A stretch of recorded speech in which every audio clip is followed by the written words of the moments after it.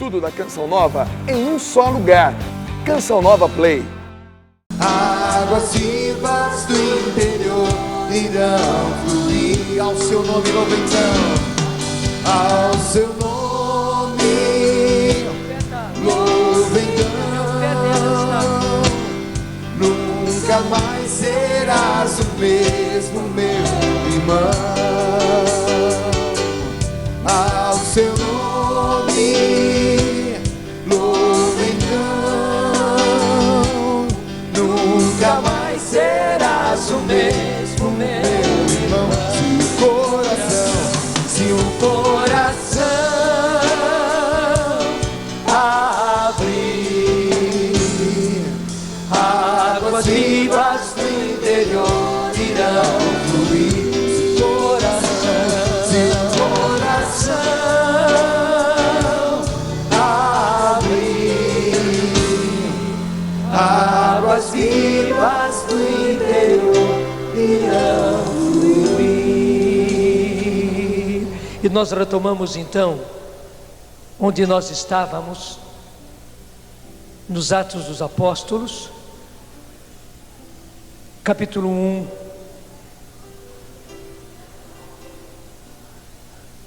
a partir do versículo 6, que nos narra a ascensão do Senhor. Os apóstolos estavam reunidos e lhe fizeram esta pergunta, Atos 1, 6. Senhor, será que é agora o tempo em que vais restabelecer o reino para Israel? E ele lhes disse, não vos compete conhecer os tempos e os momentos que o Pai fixou por sua própria autoridade, mas recebereis uma força, a força do Espírito Santo que virá sobre vós. E preste bem atenção, e sereis então minhas testemunhas em Jerusalém, em toda a Judeia e Samaria e até as extremidades da terra. Hoje nós podemos ver que eles nem imaginavam o que eram essas extremidades da terra. Para eles, essas extremidades da terra iam ali, nos territórios que eles conheciam, da Grécia, de Roma, aqueles países que Roma estava atingindo e nada mais. Eles não imaginavam que existia todo aquele lado oriente que eles não conheciam. Muito menos eles podiam imaginar que houvesse todo esse lado ocidente, as Américas. Eles não podiam imaginar que até aí chegariam as extremidades da terra. Mas a ordem de Jesus, pode ver que é em círculos concêntricos, e sereis minhas testemunhas em Jerusalém, na Judeia, na Samaria. A Samaria já não é mais a Judeia, é até um lugar adverso, e até as extremidades da terra. É para isso que o Senhor os está enviando. É para isso que o Senhor nos está enviando. Mas eu retomo, desde o versículo 8, mas recebereis uma força, a força do Espírito Santo que virá sobre vós, e sereis então minhas testemunhas em Jerusalém, em toda a Judeia e Samaria, e até as extremidades da terra. Preste bem atenção agora a essas palavras. À vista deles, ele se elevou. Veja, a essas palavras, a Bíblia não diz coisas à toa. Foi quando Jesus disse isso que a ascensão começou a acontecer. Eu repito, a Bíblia não diz coisas à toa. O Espírito Santo não inspiraria assim, porque você sabe muito bem, quando a gente conta alguma coisa, várias pessoas podem contar a mesma coisa com veracidade, só que de maneiras diferentes, com palavras diferentes, especialmente coisinhas assim, como desse tipo, a essas palavras. nós podemos ser totalmente divergentes na maneira de expor. Estamos contando o mesmo fato. Então, até a ascensão do Senhor podia ser contada com toda a veracidade, sem essas particularidades. Veja, por que é que o Espírito Santo inspirou assim? Para nós sabermos que foi assim. Ele não inspira palavras à toa. Até mesmo esse termo, o começo do versículo 9, a essas palavras, à vista deles, que a gente poderia omitir. A gente poderia omitir. O Espírito Santo inspirou, para quê? Para sabermos que foi assim justamente na hora que ele disse: vós recebereis uma força, a força do Espírito Santo que virá sobre vós, e sereis então minhas testemunhas em Jerusalém, em toda a Judeia, na Samaria e até as extremidades da terra.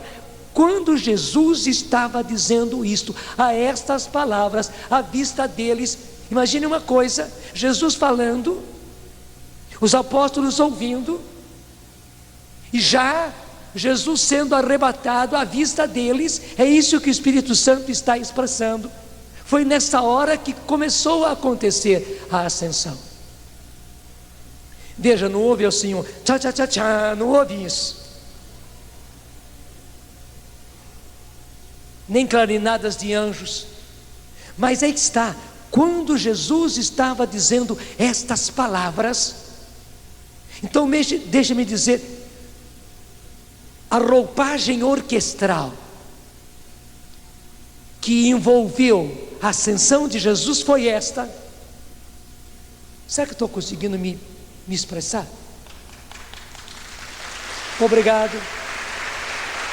Vocês disseram que entenderam. Ótimo. Inteligentes vocês são, eu que não conseguia perceber se eu estava me fazendo entender. A roupagem orquestral, a orquestra que dava a roupagem à ascensão de Jesus era esta. Jesus estava dizendo que recebereis uma força, a força do Espírito Santo que virá sobre vós, e sereis minhas testemunhas. Por causa dessa força, sereis minhas testemunhas. Veja, não é somente sobre Jerusalém, não é somente sobre a Judéia, não é somente sobre a Samaria, não é somente sobre a Grécia, sobre Roma, sobre a Europa, não, é sobre as extremidades da terra. O que o Senhor está querendo dizer que também hoje, gente, quando é preciso evangelizar o Brasil,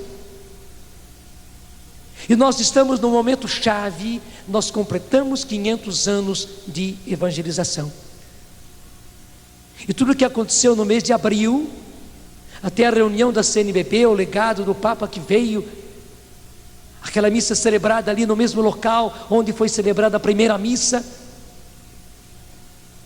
tudo isso veio nos dizer: completaram-se 500 anos de evangelização e nós começamos um tempo novo na evangelização do Brasil. Até vocês viram, houve muitas críticas, e críticas assim muito duras, severas, ácidas a respeito desses 500 anos de evangelização, quase que negando a evangelização desses 500 anos. Houve muita contestação e provocação de contestação. Mas seja o que for, vamos admitir que todas as críticas são corretas, que todas as contestações são corretas. O que cabe a nós? Cabe a nós agora sermos testemunhas, mas veja, e aí está a conotação: pela força do Espírito Santo recebereis uma força, a força do Espírito Santo que virá sobre vós e sereis minhas testemunhas. O Senhor está dizendo agora para a igreja do Brasil, para evangelizar o Brasil depois dos 500 anos, depois de tanta crítica, depois de tanta contestação, até o ponto de desdizer a evangelização, o que eu, o Senhor, estou dizendo, e essa é a ressonância da ascensão, o que eu estou dizendo para o Brasil, para a igreja do Brasil, para os bispos do Brasil, para os sacerdotes do Brasil, para os ministros dos vários graus do Brasil, para os leigos que trabalham em todos os campos, em todos os movimentos, em todas as pastorais. O que estou dizendo para vós que sois o meu povo é isto: recebereis uma força, a força do Espírito Santo, e sereis minhas testemunhas. E agora, chegando a essas extremidades da terra, que é o Brasil, que vocês têm na mão, a obrigação de vocês é o Brasil, o campo de vocês é o Brasil. Se nós não evangelizarmos o Brasil, diz o Senhor, ninguém mais vai evangelizar, porque a evangelização do Brasil é missão nossa, compete a nós, cabe a nós, e somos nós homens desse tempo. Não é mais Anchieta, não é mais Anchieta, não foram os primeiros missionários que vieram para o Brasil, não, nem adianta querer criticar o que viveram os primeiros que vieram para cá. Não são os portugueses que vieram do reino para cá que vão evangelizar o Brasil hoje, somos nós. E o Senhor está dizendo para nós, para toda a hierarquia da igreja, desde lá de cima até aqui embaixo, desde aqui embaixo até lá em cima, o Senhor está dizendo: recebereis uma força, a força do Espírito Santo. E não sejam tolos, não sejam ingênuos. Se não for por esta força, daqui a 500 anos, e nem precisa passar 500 anos, daqui a 50 anos só, ou talvez daqui a apenas 5 anos, vocês estarão novamente criticando, novamente contestando, novamente desdizendo a evangelização, porque a única maneira de evangelizar realmente é essa que eu estou lhes indicando: recebereis uma força, a força do Espírito Santo, que virá sobre vós, e sereis minhas testemunhas, agora no Brasil. Gente, isso está ligado com aquilo que veio anteriormente. Eu não li o versículo 4, que já foi lido durante a oração, porque eu precisava entrar no fato da ascensão. Mas veja, esse versículo 8, que diz: recebereis uma força, a força do Espírito Santo, está ligado lá ao versículo 4, onde Jesus disse durante uma refeição com eles, Jesus lhes recomendou que não deixassem Jerusalém, mas esperassem aí a promessa do Pai, aquela disse que ouvistes de minha boca. E aí vem a promessa: João batizava com água, mas vós é no Espírito Santo que sereis batizados. Gente, o Brasil precisa entender isso. Nós, igreja do Brasil, precisamos entender isso. Deixa eu dizer, nós padres do Brasil precisamos entender isso. Vocês leigos do Brasil precisam entender isso. Nós, padres e leigos, leigos e padres, religiosos, religiosas, de todos os movimentos, de todas as pastorais, de todo esse nosso Brasil, precisamos entender isso. É Jesus dizendo: João batizava com água, mas vós é no Espírito Santo que sereis batizados. E daí vem o que Jesus diz. Qual é essa força? A força da qual eu estou lhes falando é o batismo no Espírito. Não dá para evangelizar. Eu vou querer repetir tudo de novo assim, só para você nesse momento poder entender. Houve muita crítica agora na celebração dos 500 anos. Muita crítica, muita contestação. Chegou-se mesmo a desdizer a evangelização no Brasil nesses 500 anos. Houve gente de igreja que disse: não se fez nada, não se evangelizou. Pelo contrário, o que se fez foi colonialismo e mil coisas. Se oprimiu o índio, se oprimiu o negro, se contestou tudo. E o Senhor agora está dizendo: pode contestar o quanto quiser contestar, mesmo que seja tudo verdade. O que essa contestação está fazendo, de nada vai adiantar se vocês não voltarem ao original, aquilo que eu disse, aquilo que eu mostrei. João batizava com água, mas vós a quem eu estou mandando para evangelizar, vós sereis batizados no Espírito Santo. Então Jesus diz: recebereis uma força, a força do Espírito Santo, que virá sobre vós, e então sim sereis minhas testemunhas. E aí em círculos concêntricos, em Jerusalém, na Judéia, na Samaria, na Grécia, em Roma, na Europa, no Ocidente, até as extremidades da terra, até o Brasil, agora nos seus 500 anos.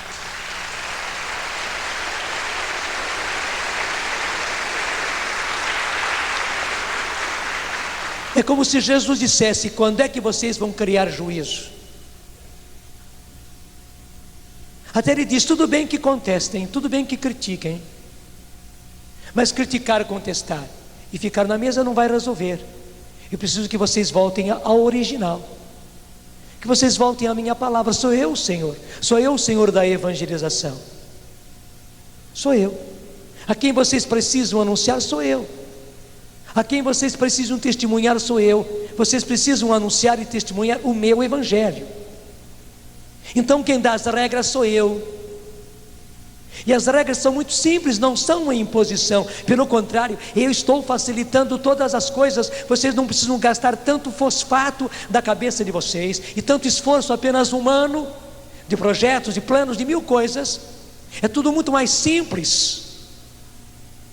João batizava com água, vós sereis batizados no Espírito Santo, e então recebereis uma força, a força do Espírito Santo que virá sobre vós, e então sereis minhas testemunhas, testemunhas do meu evangelho. E testemunha tem um duplo sentido. Primeiro, a testemunha é alguém que viu com os próprios olhos, e segundo, a testemunha é alguém que viveu o acontecimento.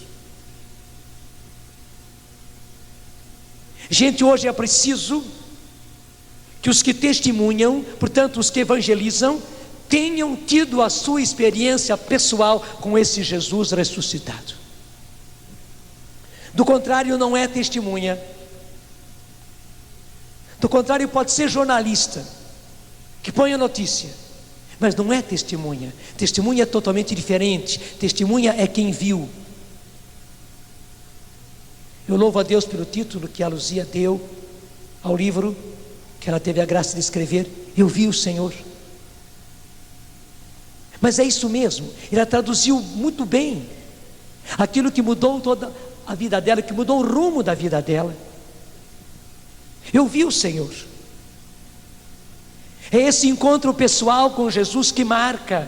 Não dá para ser testemunha, não dá para ser evangelizador, não dá para ser apóstolo se a gente não teve um encontro pessoal com Jesus.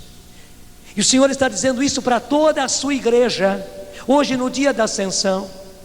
Eu preciso de testemunhas, e não de locutores, não de oradores que fazem discursos ou que fazem comícios. Eu preciso de testemunhas, pessoas que tiveram um encontro pessoal comigo, que possam dizer: eu vi o Senhor, sem tê-lo visto com os olhos, mas tiveram a experiência, viveram a experiência, tiveram um encontro, viveram este encontro, então podem ser testemunhas.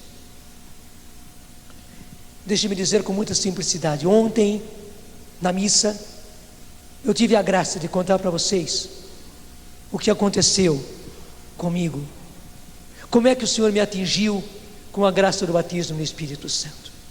Eu posso lhes dizer: eu vi o Senhor, não no sentido de que eu vi com os meus olhos, que eu tive uma visão, não, mas eu tive esse encontro, inclusive na hora mais difícil da minha vida, quando eu estava no fundo do poço. Quando eu estava no fundo do poço, eu vi o Senhor e me encontrei com o Senhor. E veja, interessante, o Senhor precisava disso.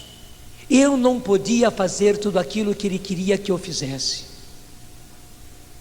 Eu não teria condições de iniciar a Canção Nova e de fazer com que a Canção Nova fosse o que ela é. Eu contei para vocês que eu já trabalhava com jovens, e trabalhava duro, e trabalhava com eficácia. Graças a Deus, eu vi aqueles jovens se convertendo, porque a palavra converte. Mas eu não podia iniciar a Canção Nova sem que eu tivesse tido aquela experiência minha, pessoal, onde eu pudesse dizer: eu vi o Senhor. Do jeito que Saulo viu o Senhor no caminho para Damasco, e depois que ele recebe a imposição das mãos de Ananias, que era um homem simples, a vida dele mudou. E daí Saulo podia dizer: eu vi o Senhor, eu vi o Senhor. Gente, é a mesma coisa. Nós, Igreja do Brasil, precisamos entender isso. Então, primeira coisa, testemunha é alguém que viu. Se não viu, não é testemunho. Se vai prestar um testemunho, é falso testemunho. Se essa pessoa aparece lá e dá um depoimento como testemunha no processo, ela está fazendo um falso testemunho. Ela pode ser presa por ter dado falso testemunho. Primeira coisa é essa. Mas segunda coisa muito importante: testemunha é quem viveu o fato. É preciso viver o Evangelho de Jesus. É preciso ser de Jesus, é preciso ser amigo de Jesus. Digo mais, é preciso ser íntimo do Senhor. E você encontra isso também no livro da Luzia, Ouvir o Senhor. É preciso ser íntimo do Senhor para você ser testemunha. Porque como é que você vai poder falar a respeito dele se você não é amigo, se você não é íntimo, se você não o conhece, se você não tem intimidade, se você não vive uma amizade com ele? Como é que você pode falar de um evangelho que você não vive? Gente, não é questão de discurso. Discurso muita gente faz. Até deixa eu dizer para vocês com simplicidade também. Aí está a eficácia da canção nova. Porque nós não fazemos apenas pregações, nós não fazemos apenas discurso, nós não fazemos apenas shows, nós não fazemos apenas apresentação, nós não fazemos coisas produzidas, graças a Deus. Nós vivemos uma vida, graças a Deus também, é por graça. E o que nós passamos é esta vida. E aí vem a eficácia. Daí sim o show que a gente faz, o show de evangelização, ele tem efeito. Ele é eficaz, ele toca.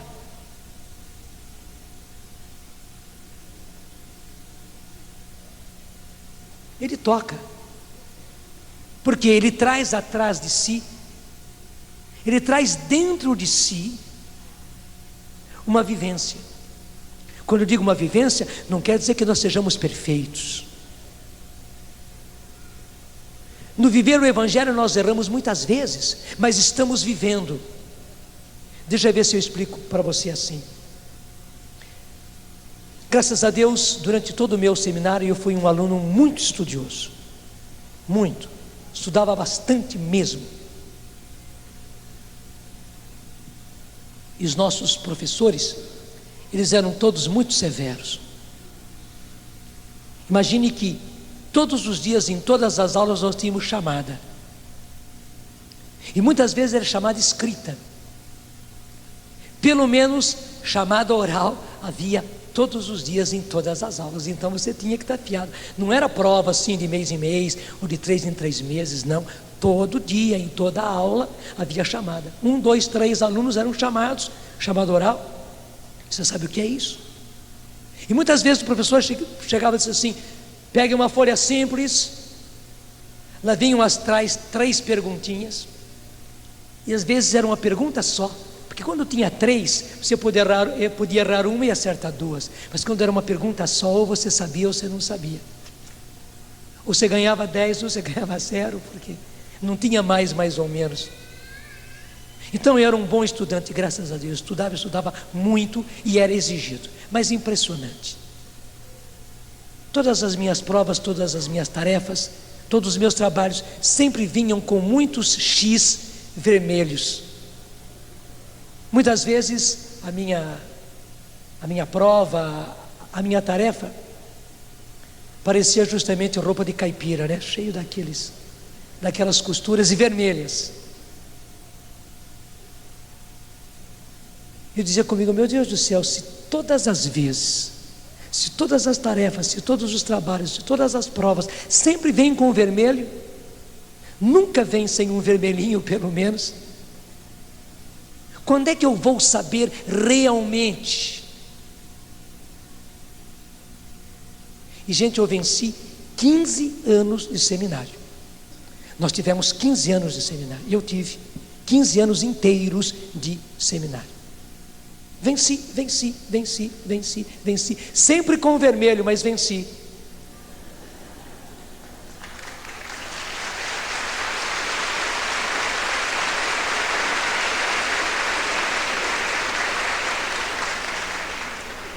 E aí que está, eu contei isso para você entender, a vida cristã é assim, a vivência do Evangelho é assim, é como no jogo do futebol. Você já viu um jogo do futebol sem faltas, sem infrações? Não tem, no jogo do futebol até, eles marcam lá o número de faltas, não é verdade? E até isso depois entra também no cômputo, e se o jogador tem não sei quantos cartões amarelos, ele corre o risco, já pode não jogar no jogo na frente. Eu não lembro mais bem as regras, eu sou do futebol daquele tempo que era diferente. Mas é tudo isto. Um jogo de futebol não acontece sem infrações, sem faltas. As minhas provas eram todas com vermelho, mas eu venci. Talvez o nosso time o time da Canção Nova cometa muitas faltas durante o jogo, mas nós fazemos gol e sairemos vitoriosos. Você está me entendendo?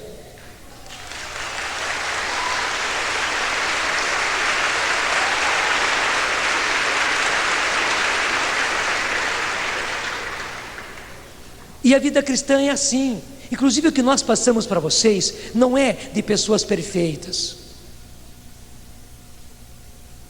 Deixa eu contar uma coisa, eu não ia contar não, para ninguém, mas vou contar. Ontem à noite inclusive, depois de acabar a missa, eu fui para o velório de um padre que me recebeu 50 anos atrás no seminário lá em Lavrinhas, faleceu. Ontem foi justamente o velório dele. Hoje cedo, era 8 horas, era o enterro, e como eu não podia estar porque eu estaria aqui, já fui ontem à noite, voltei para casa e tal, estava vendo a apresentação dos cantores de Deus. Eu tive que fazer as duas coisas, né? Enquanto eu estava vendo ali a apresentação deles, eu li uma carta anônima que mandaram para a Canção Nova. Eu detesto as cartas anônimas, porque inclusive quem manda uma carta anônima, desculpe, não tem caráter, né? Porque não diz quem é, não se expõe, não tem transparência. Mas eu li aquela carta até o fim. O que ele diz, o que essa carta anônima dizia? Dizia o que estou dizendo para vocês. Interessante, eu não estou dizendo isso por causa da carta, eu tinha me esquecido, lembrei agora. Dizia isso. Dizia para mim, Padre Jonas, que os membros da Canção Nova têm esse defeito, aquele erro, aquele outro e tal. E eu já sei. Eu conheço muito mais os defeitos do pessoal da minha comunidade do que todo mundo.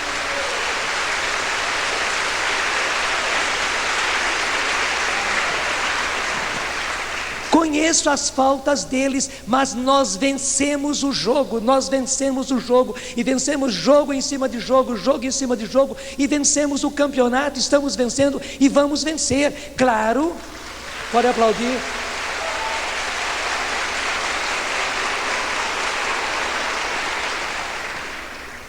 Claro, eles se esforçam e eu recomendo a eles, eles sabem que eu não dou moleza, eu digo para eles, vocês não podem continuar cometendo faltas, não podem. Deixa eu dizer, vocês não podem entrar tanto de sola, vamos usar a linguagem do futebol, vocês não podem andar de pé alto, não pode. Porque daqui a pouco até vocês vão ser desclassificados. Eu trato duro com eles, e eles também vivem se policiando, porque o jogador deve se policiar. Mas eu sei de tudo isso. Por que eu estou contando isso? Gente, inclusive o nosso testemunho Não é de pessoas perfeitas, mas é de pessoas tremendamente imperfeitas, porque eu sou o primeiro deles. Mas que vai se deixando moldar pelo Evangelho, porque a única coisa que nos transforma é o Espírito Santo. A única coisa que nos transforma é o Espírito Santo.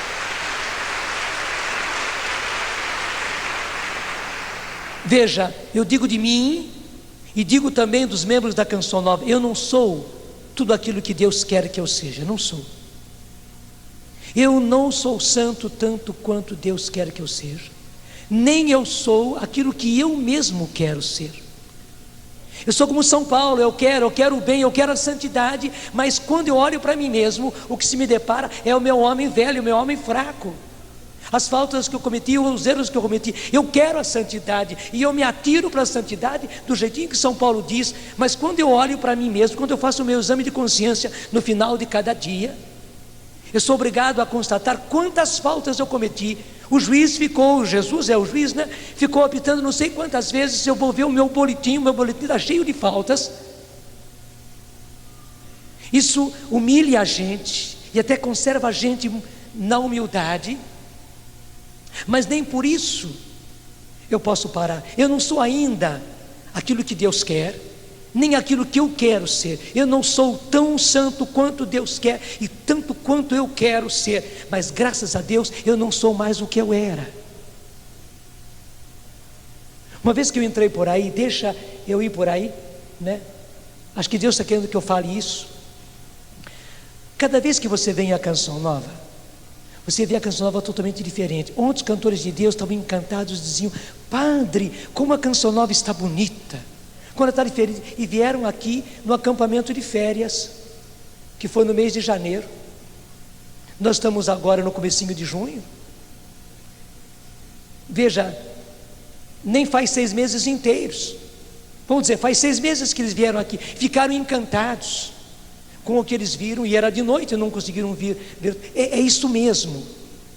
Cada vez que você vem, você vê diferenças. Eu fiquei 20 dias fora. Quando eu cheguei, eu vi novidades na Canção Nova. Vi. Por quê? Deus está fazendo assim. Nós não fazemos porque nós queremos, não. Nós estamos correndo atrás. Mas ao mesmo tempo, apesar de toda a beleza que vai surgindo, se você olha para certos setores, como esse palco, né? Esse palco já é grande, já é bonito, mas olha o chão desse palco. Olha aqui embaixo a pouca vergonha desses fios aqui embaixo. Verdade ou não é? E aqueles canos daquele canto lá, não é uma pouca vergonha, aquela caixa de som jogada no... Se vocês vissem, é que vocês não veem, né? Se vocês vissem a fiarada que está aqui, gente, em cima.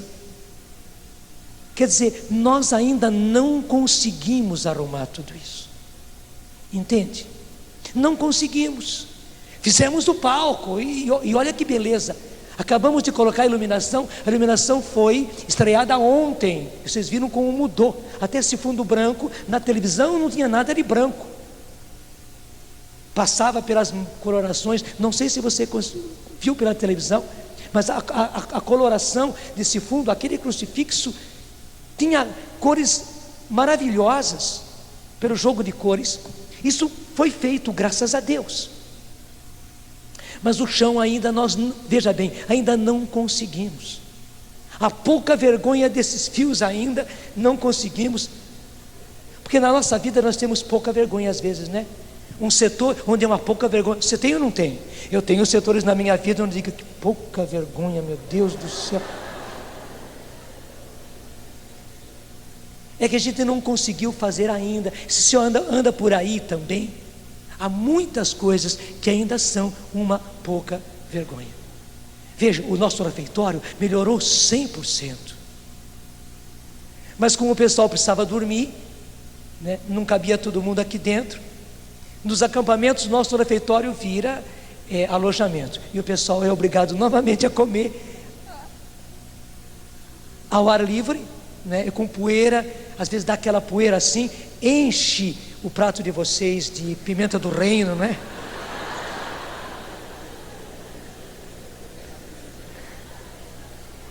Quer dizer, nós não conseguimos ainda que a saúde pública não me escute. É que nós não conseguimos ainda. Mas provavelmente quando você voltar à Canção Nova, você não vai mais ver essa pouca vergonha. Essa você não vai ver. Entende?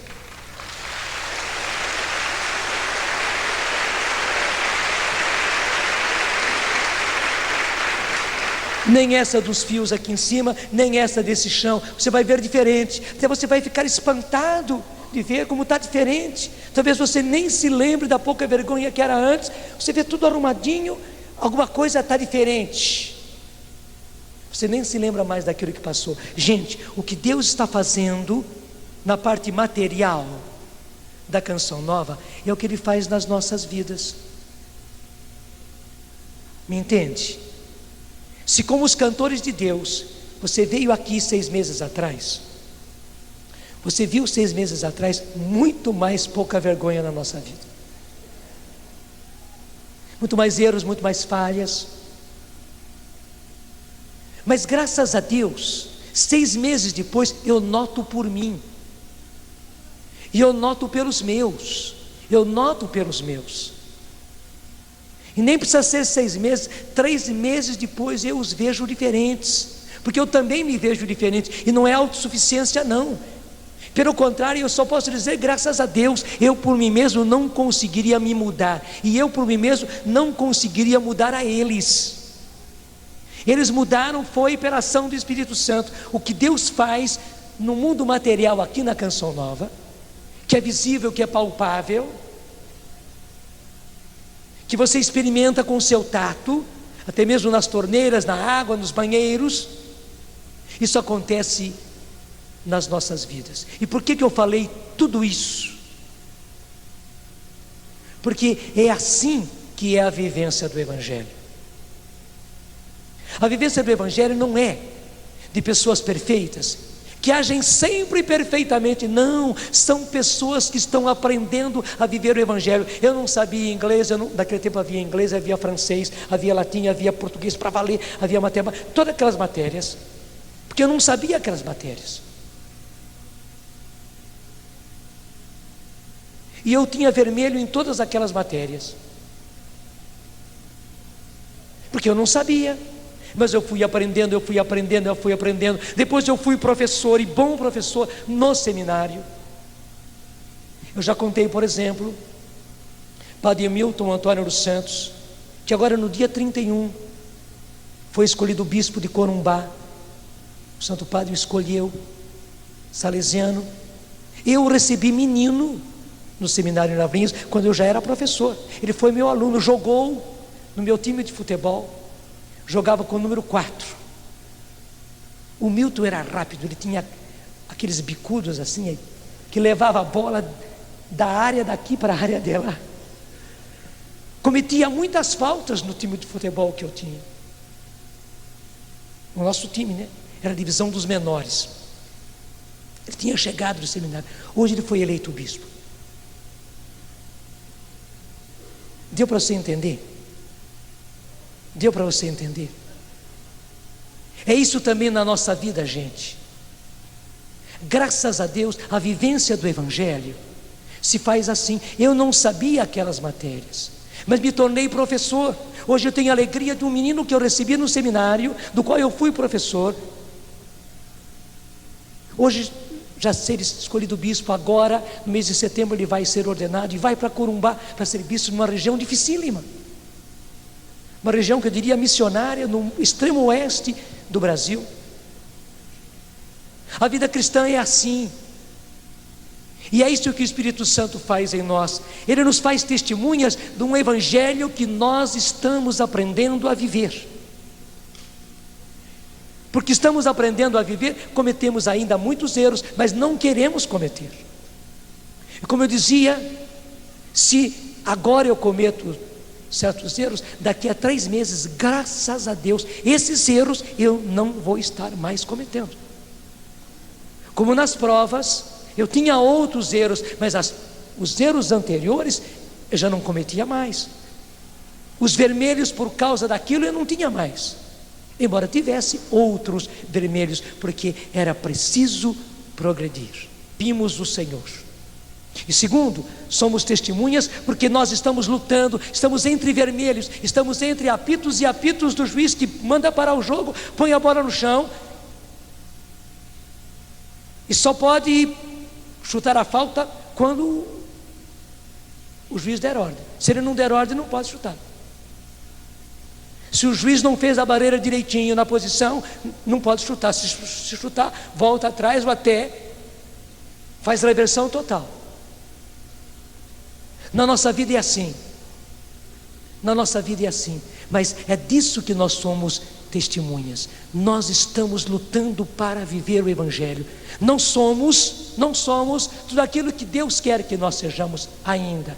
Não somos ainda aquilo que nós queremos ser. Não somos tão santos quanto Deus quer, nem somos tão santos quanto nós queremos ser. Mas graças a Deus já não somos mais o que éramos. Não somos mais hoje o que eu era no ano passado, ou você ainda é. E aí está justamente o puxão de orelha do Senhor para todos nós.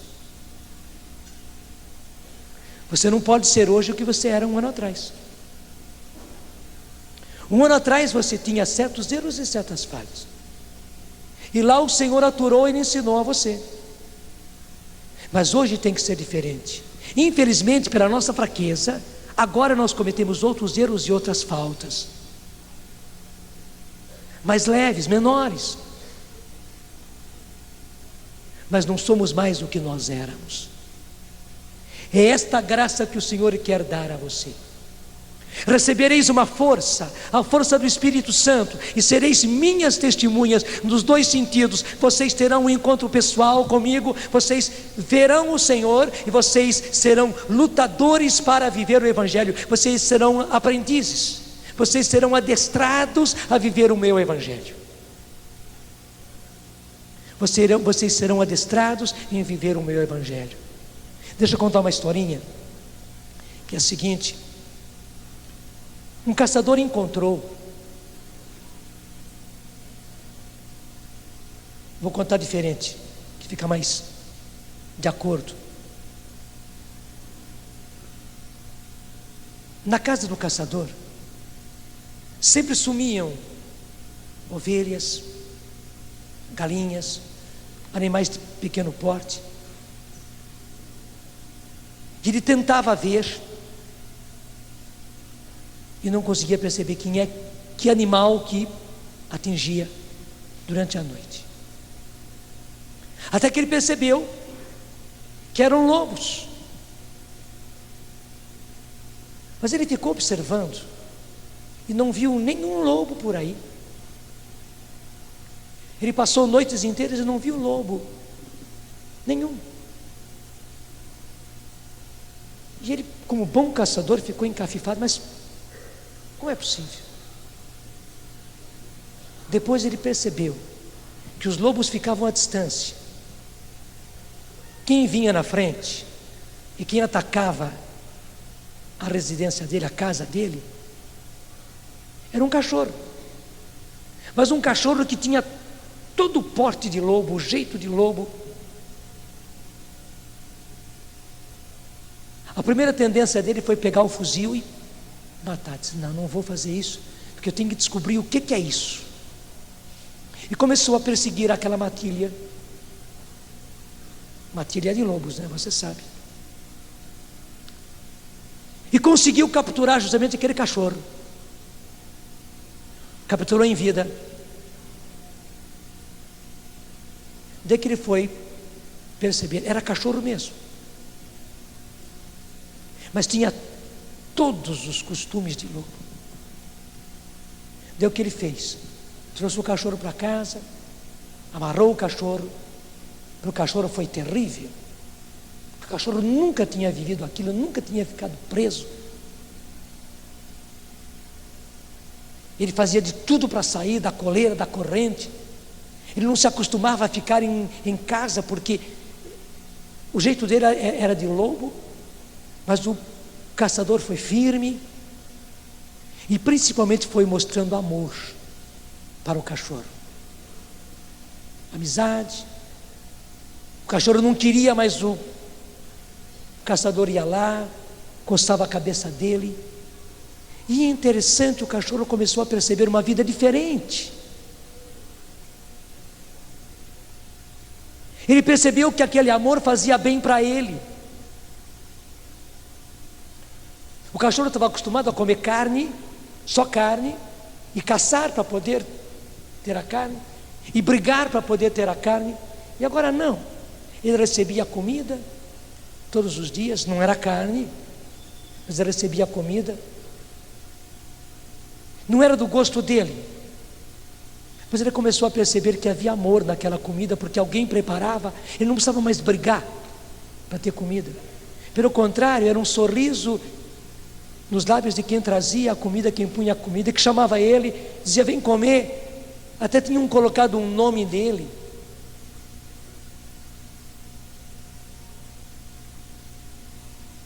Resumindo a história, o caçador foi perceber que o que aconteceu com aquele cachorro é que desde pequenininho ele viveu no meio dos lobos e pegou todos os costumes de lobo. Só que na verdade ele era cachorro. Por isso, justamente porque ele era cachorro, os lobos muito espertos punham ele na frente. E ele vinha para roubar, para assaltar as casas, porque ninguém ia perceber. Ele era cachorro, não era lobo.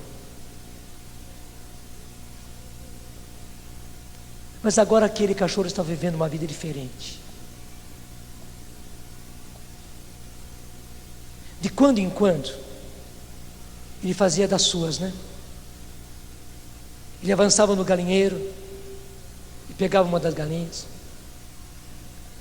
Ele avançava numa das ovelhas e abocanhava. Mas depois que ele fazia isso, ele tinha um profundo arrependimento. Porque ali naquela casa, ele estava, primeiro, sendo o que ele era e o que ele nunca tinha conseguido viver. Ele era cachorro, ele sentiu que o instinto dele era ter dono, era ser amigo, era manifestar amizade, era buscar carinho e era receber carinho, era proteger e chegar ao heroísmo de proteger. Ele começou a sentir aquilo que ele era, e era bom para ele, era gostoso para ele ser o que ele era, porque ele era cachorro, ele não era lobo. Mas por ele ter vivido durante tanto tempo no meio de lobos, por ele ter adquirido costumes de lobo, de quando em quando ele pisava na bola. Quantas e quantas vezes ele teve que chegar chorando, e sabe como é que o cachorro chora, né? Ali no pé do dono. E o dono já sabia, ele fez uma deles. E ele mesmo já levava o dono para mostrar o que ele tinha feito. Era no galinheiro, era entre as ovelhas, não sei. Ou então ele tinha agredido alguém, em vez de proteger, ele tinha agredido. Mas bonito. Pouco a pouco, por essa amizade, por esse amor entre ele, cachorro, e o seu dono, entre o amor do dono e as mudanças dele, até o fato dele pisar na bola, ter que se arrepender, chegar, ser perdoado, e ele vendo, mas o meu dono me perdoou mais uma vez, me perdoou mais uma vez, ele não me mandou embora. Quantas vezes ele tinha certeza, agora ele vai me mandar embora de novo para a mata, eu vou ter que voltar para viver no meio dos lobos, eu não queria mais, eu não sou lobo, mas por aquilo que eu fiz, aquela vez que ele pegou o bezerrinho novo e avançou e praticamente comeu parte do bezerro, ele disse: ele vai me mandar de volta para a mata, agora eu fui fundo demais. E ao contrário, o dono o perdoou.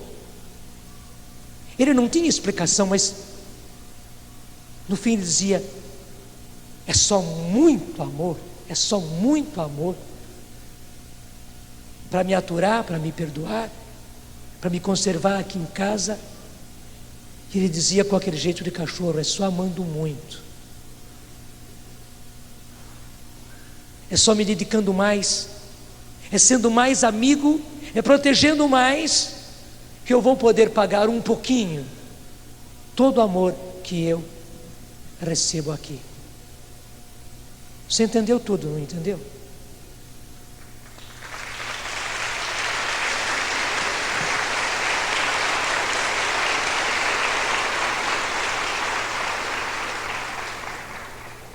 Se eu disse antes que aqui está uma pouca vergonha, agora eu posso dizer que na minha frente está uma cachorrada.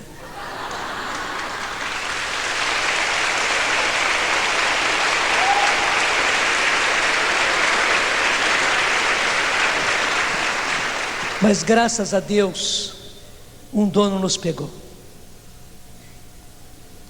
e nos trouxe para casa. E foi porque o dono nos trouxe para casa, e ele é um bom caçador. Ele não nos matou quando viu as coisas que nós estávamos fazendo. Nós estávamos depredando o rebanho dele. Estávamos ou não estávamos?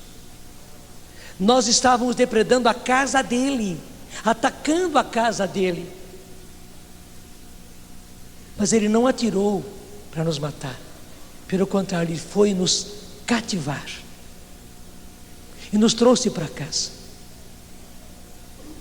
E foi com ele, foi com esse dono que nós conseguimos entender e sentir o que realmente nós somos. Nós somos filhos. Nós somos filhos. Fizemos as nossas cachorradas, mas nós somos filhos.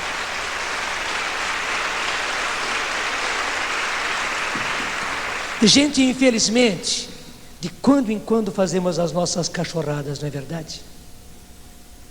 Mas que bonito, o nosso dono não nos manda embora de volta para a mata. Ao contrário, nos recebe, nos perdoa, mesmo quando a gente comete grandes cachorradas. O amor dele é muito maior, e é por isso que nós ficamos. E sabemos que os que estão ao nosso lado são cachorros também. E todos nós estamos aprendendo e nos corrigindo, todos nós estamos recebendo amor e muito amor. E por isso nós ficamos e nos ajudamos uns aos outros.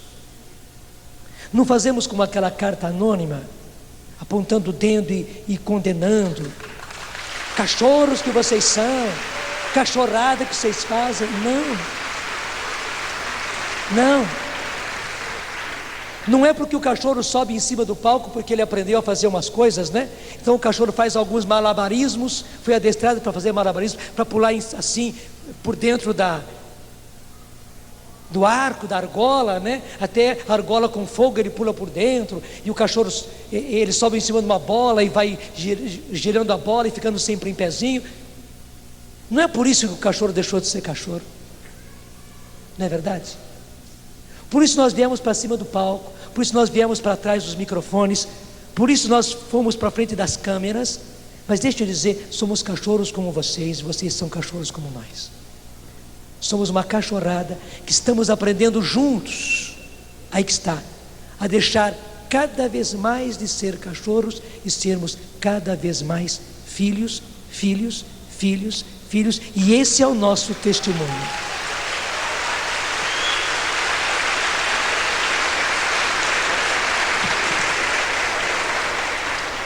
E esse é o nosso testemunho,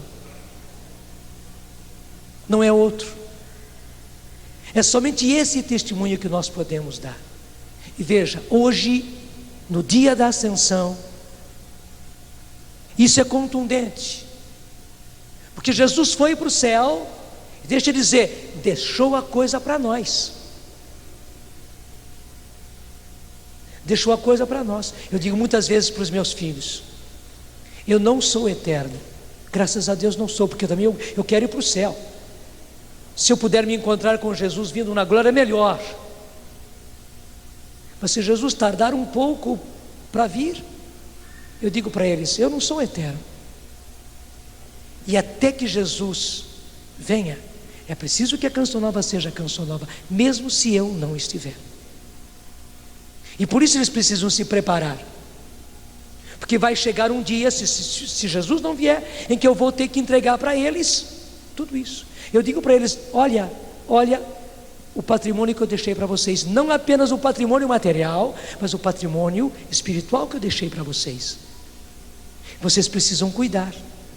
Gente, se eu, Padre Jonas, desse tamanhinho, posso e preciso fazer assim, imagine o que Jesus fez. Chegou a hora em que o Pai iria arrebatar, e arrebatou. E ele foi para a direita do Pai, até a hora do Pai dizer que ele volte. Para quem foi que ele entregou esse patrimônio? Para nós. E o patrimônio do Brasil, que tem hoje 160 milhões de habitantes, no qual pelo menos 100 milhões não são evangelizados, é obrigação nossa. O Senhor entregou para nós isso. E como é que o Senhor diz que nós vamos tirar essa conta atrasada de 100 milhões? Porque veja, isso já é conta atrasada. Eles já deviam estar evangelizados porque foram batizados. Como é que nós vamos tirar essa conta atrasada e conseguir continuar evangelizando? Porque tem mais aí. Veja, se tivermos 23 milhões de evangelizados, é muito. Tem que chegar até 160. De 123 para 160, faz as contas quanto falta ainda. Nós temos que evangelizar todos eles, porque o Brasil precisa ser evangelizado. Como é que nós vamos evangelizar? O Senhor deu a receita. Como é que sereis minhas testemunhas? Porque eu derramarei sobre vós o meu Espírito. João batizava com água, mas vós é no Espírito Santo que sereis batizados. Recebereis a força do Espírito Santo, e sereis minhas testemunhas. Eu preciso de vocês tendo um encontro pessoal comigo. Segundo, eu preciso de vocês testemunhas, vivendo um evangelho, lutando por evangelho. Cachorros que estão o tempo todo aprendendo a não ser mais cachorros, mas ser filhos, que de quando em quando cometem os erros de cachorro, fazem cachorradas, mas cada vez mais se tornam filhos e testemunham isso, e ajudam os outros a serem cada vez mais filhos, e distribuem o Espírito Santo, e abrem possibilidades aos outros de serem cheios do Espírito Santo, de deixar o Espírito Santo agir. Para quê? Para que sejamos cada vez mais filhos. Quem nos transforma de cachorros em filhos é o Espírito Santo. É o Espírito Santo. E esta é a grande graça. Tudo da Canção Nova em um só lugar. Canção Nova Play.